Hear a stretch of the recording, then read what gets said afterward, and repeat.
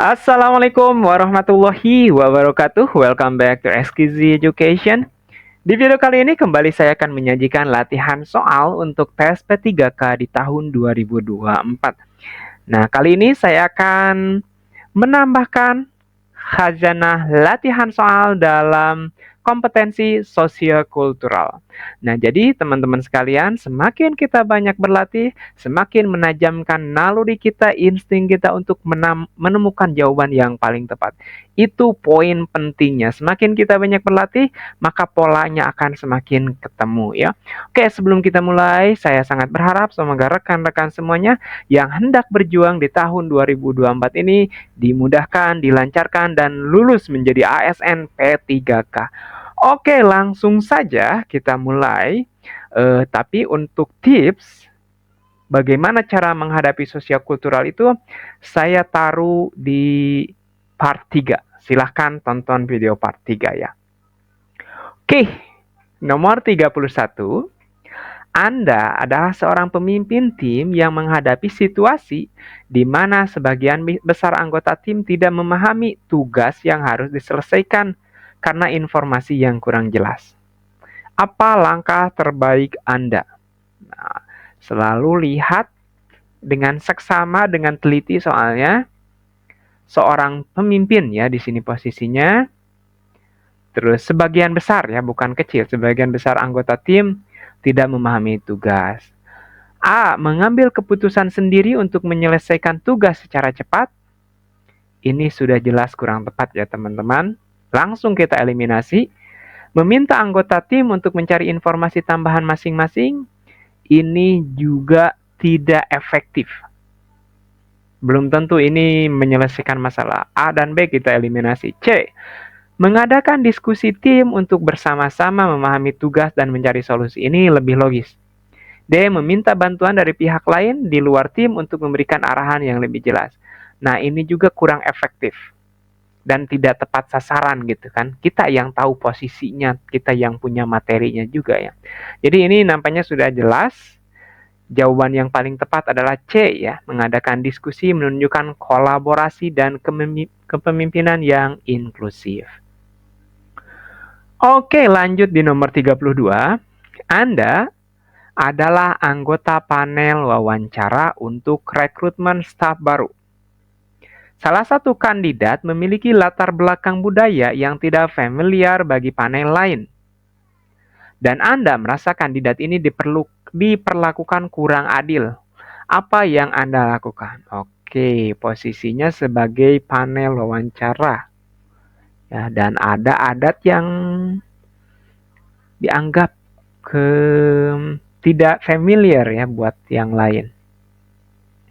A. Menjaga proses wawancara tetap netral tanpa melibatkan bias pribadi. Oke, bagus.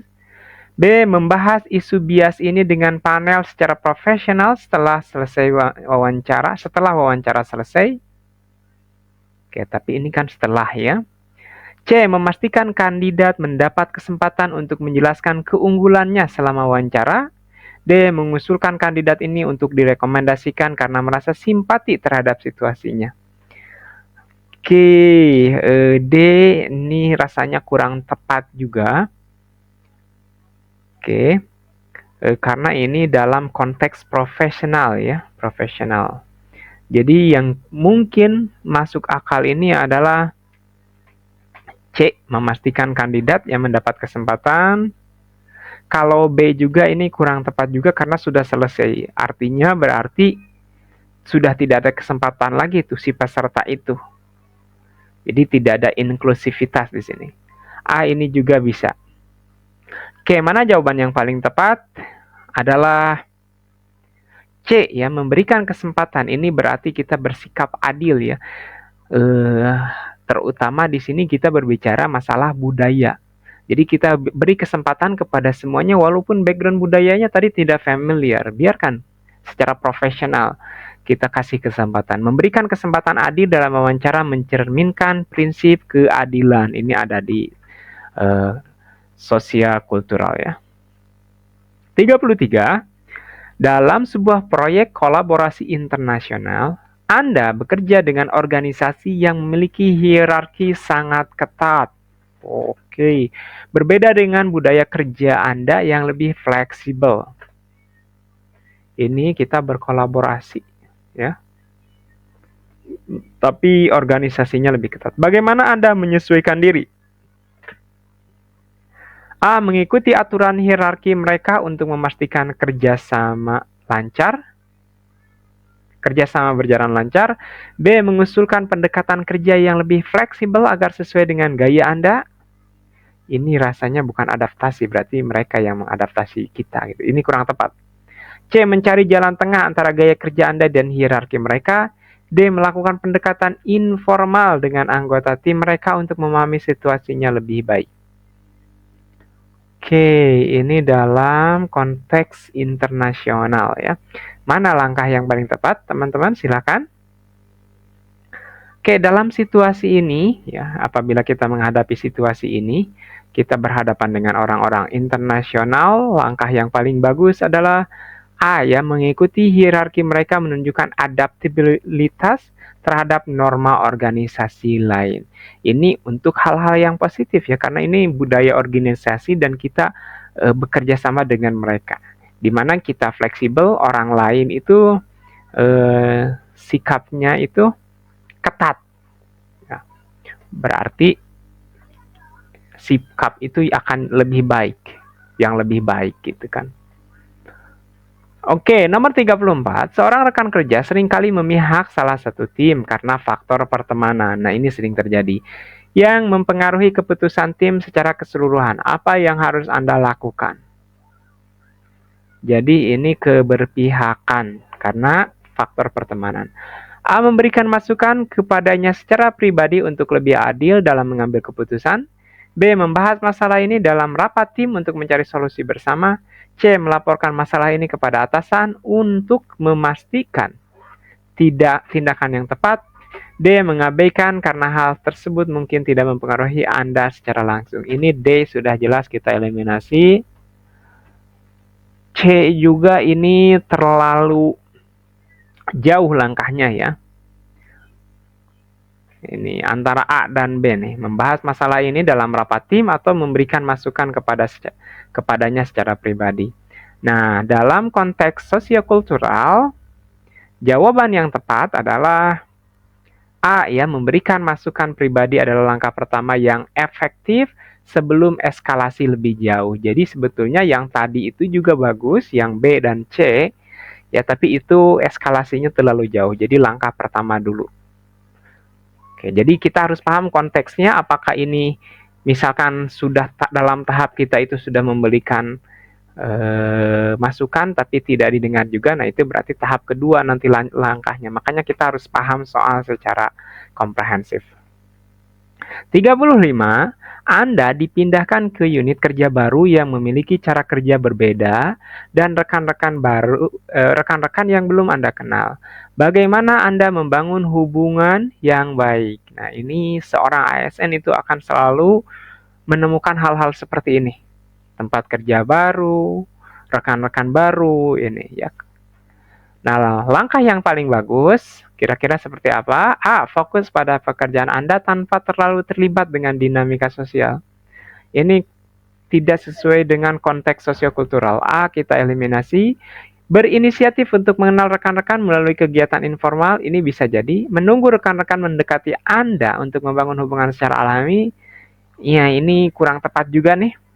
D. Mengusulkan perubahan cara kerja agar lebih sesuai dengan gaya Anda. Ini kayaknya kurang tepat juga ya. Jadi nampaknya ini jelas ya. Jawaban yang paling tepat adalah B ya. Jadi kita yang harus berinisiatif. Jadi ini cara kita beradaptasi. Mengenal rekan kerja menunjukkan kemampuan beradaptasi dan keterbukaan. Nah, ini adalah kemampuan yang harus dikuasai, adaptable ya. Kita harus mampu beradaptasi dengan lingkungan. Oke, nomor 36. Dalam rapat tim, seorang anggota menyampaikan pendapat. Tetapi pendapatnya diabaikan karena berasal dari kelompok minoritas. Apa yang sebaiknya Anda lakukan? Ini sering terjadi ya ini. Oke, A mendukung pendapatnya dengan memberikan validasi agar dihargai oleh anggota lain. Mengabaikan situasi tersebut agar tidak menimbulkan konflik di tim. Oke, ini kalau sikap abai ini bukan poin sosiokultural. Membahas pentingnya inklusivitas setelah rapat selesai. Nah, ini juga kurang ya. Jadi kalau ada pembahasan bagusnya ya secara formal aja gitu. Jadi semua paham, semua mendengarkan. Dia menyampaikan kritik terbuka kepada tim tentang perilaku mereka saat itu juga. Nah, ini juga terlalu frontal. Kemungkinan jawabannya adalah C atau A ya. Oke, maka jawaban yang paling tepat dalam situasi ini adalah A ya, memberikan dukungan secara langsung, mengurangi diskriminasi dan mendorong inklusivitas. Jadi kita seolah-olah tidak istilahnya Anda mendukung juga gitu, membantu juga, menguatkan juga. Seperti itu posisinya.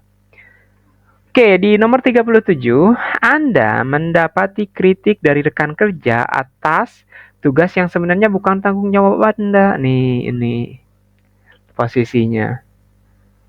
Jadi Anda dikritik, tapi sebetulnya itu bukan tugas Anda. Tetapi tidak ingin menciptakan suasana negatif.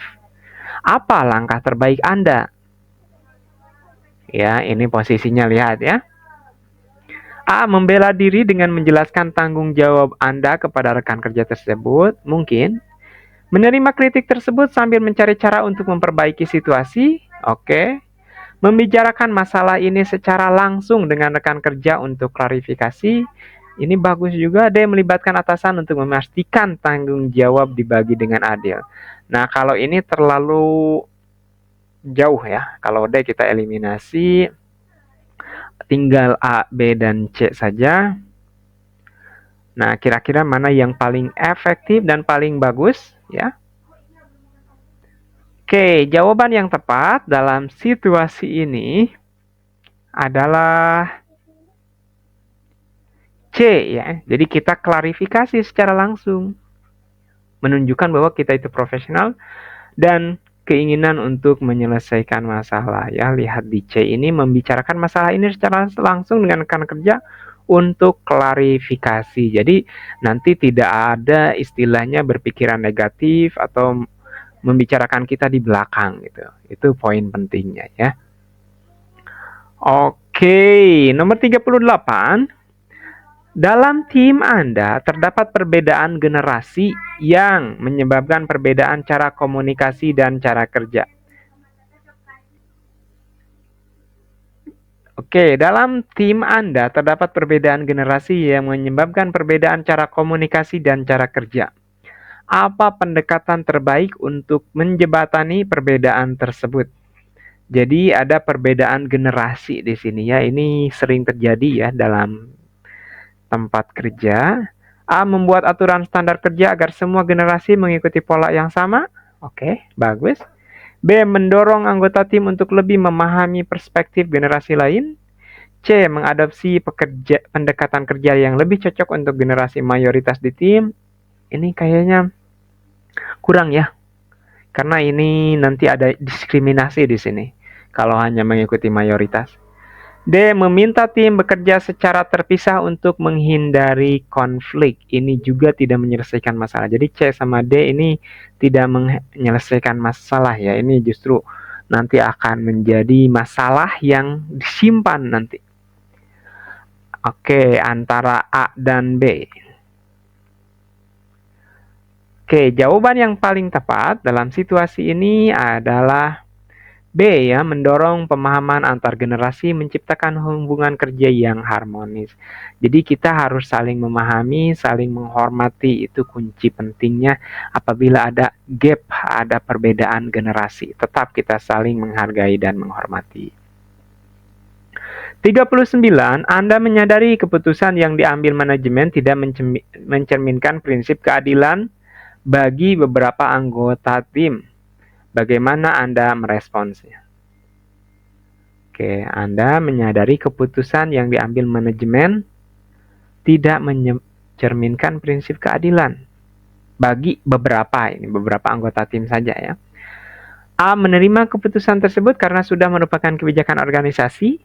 B. Memberikan masukan kepada manajemen mengenai dampak keputusan tersebut. C. Mendiskusikan masalah ini dengan tim untuk mencari solusi alternatif. D. Mengabaikan masalah tersebut untuk menghindari konflik dengan manajemen. Ini D sudah jelas kurang tepat. Ini C bisa jadi. B. Memberikan masukan kepada manajemen. Ini juga bagus. Ini ya. Jadi nanti memberikan masukan kepada bahwa ini ada yang yang merasa mungkin dirugikan atau merasa tidak adil untuk orang-orang tertentu ya. A. Menerima keputusan tersebut karena sudah ini juga rasanya tidak tepat ya. Jadi A kita eliminasi. Antara B dan C ini jawaban yang tepat. Oke, jawaban yang tepat adalah B ya, memberikan masukan langsung, menunjukkan keberanian dan komitmen kepada keadilan. Ini di sini prinsipnya dalam sosiokultural salah satunya adalah berkeadilan ya, kita harus bersikap adil gitu.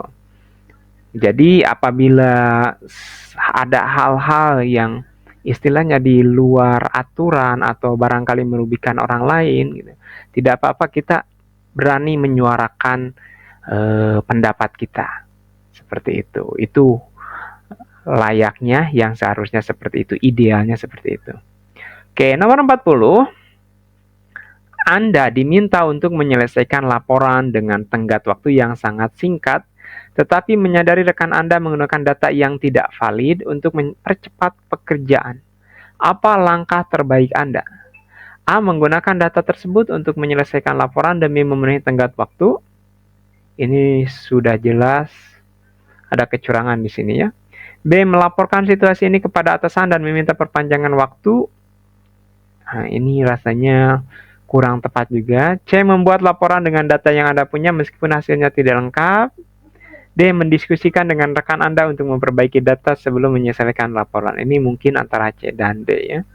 Oke, nah ini untuk nomor 40 ini silahkan ditulis di kolom komentar apa solusi terbaiknya. Tadi saya sudah jelaskan kira-kira mana yang paling tepat ya. Tapi apabila teman-teman memiliki perspektif cara pandang yang berbeda silakan. Ingat, salah satu tips untuk menghadapi sosiokultural ini, kita harus memiliki pola pikir higher order thinking ya. Jadi harus detail, harus memahami situasinya seperti apa.